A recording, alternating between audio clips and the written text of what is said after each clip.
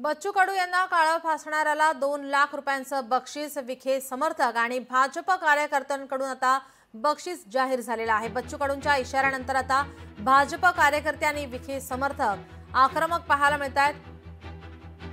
बच्चू कडू यांनी राधाकृष्ण विखे पाटील यांच्या गाडीवर दगडफेक केल्यास 1 लाख रुपयांचं बक्षीस जाहीर केल्यानंतर आता अहिल्यानगर जिल्ह्यातील कर्जतमध्ये त्याचे तीव्र पडसाद उमटलेले आहेत। बच्चू कडू यांच्या इशाऱ्यानंतर भाजपचे कार्यकर्ते आणि विखे समर्थक आक्रमक झाले आहेत।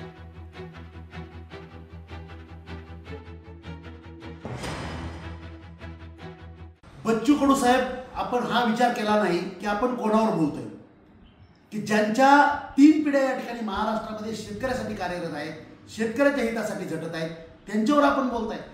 आपलं जेवढं वय आहे तेवढं त्यांचं समाजकार्यात, राजकारणात त्यांचं राजकीय वय तेवढं आहे आणि अशा माणसावर बोलताना आपण तोंड सांभाळून बोलायला पाहिजे।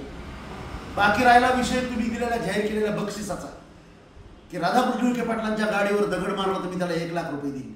अरे त्यानंतरही नामदार राधाकृष्ण विखे पाटील साहेबांची प्रतिक्रिया काय आहे की मी बच्चू भाऊंची भेट घेईल, त्यांचा गैरसमज दूर करेल, कारण ते एक संयमी नेते आहेत, सृजनशील नेते आहेत। तर नामदार राधाकृष्ण विखे पाटलांचे कार्यकर्ते अहिल्यानगर जिल्ह्यामध्ये असे आहेत की तुमची गाडी फोडून तुमच्या तोंडाला काळं फासणाऱ्याला त्यांची गरज नाही, आम्ही 2 लाख रुपयाचं बक्षीस देऊ।